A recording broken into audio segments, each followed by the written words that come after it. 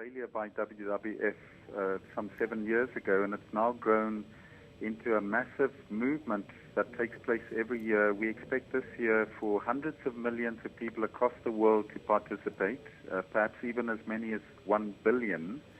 In 152 countries, over 7,000 cities have signed up, and numerous companies and individuals are throwing their support behind it.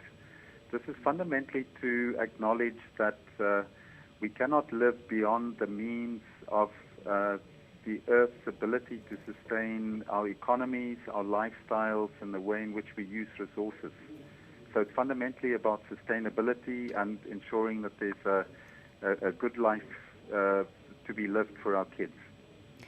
Earth Hour is now in its 8th year. What has it achieved since its inception?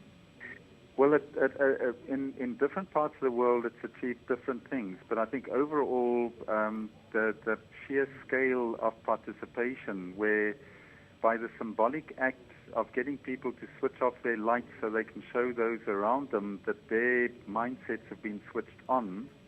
You know, it's not so much about that single hour and the savings in that hour, but it's more about showing that you are thinking about sustainability.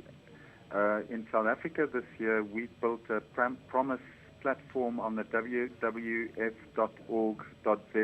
site, where thousands of people have already logged their promises in terms of how they live their lives in an environmentally sustainable way beyond the hour.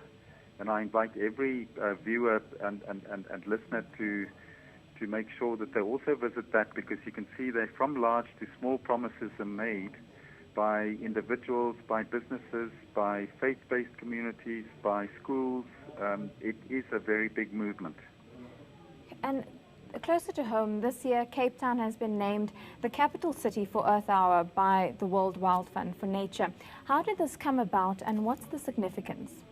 Yes, so this is of great significance. It's not something where somebody with a South African accent sort of made Cape Town the capital of the world for Earth Hour. This is a global competition where cities were invited to make proposals and applications to compete for the award. A very high-powered international panel overseen by Accenture have judged this. From South Africa, there were 6 cities. We're delighted that 6 cities, Durban, Johannesburg, Pretoria, Port Elizabeth, East London, and Cape Town, submitted their credentials.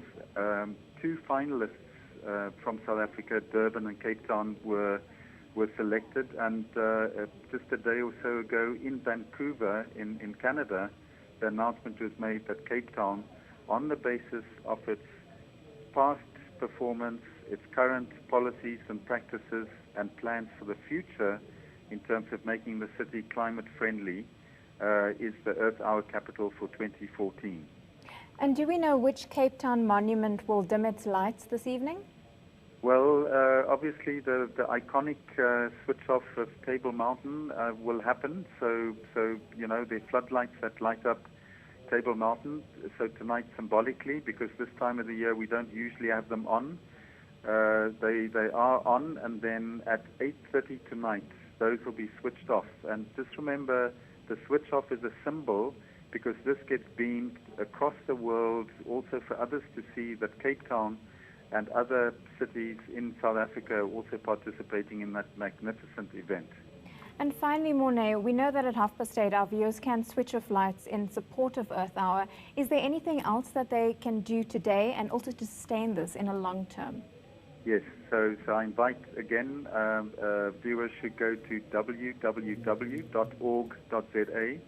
hit the Earth Hour banner and go to Promises, and familiarize yourself with small and big things that we can do. You know, something as simple as choosing to take the stairwell rather than using the lift if you're able-bodied individual makes already a difference. And all of these little differences together add up to a very, very big movement.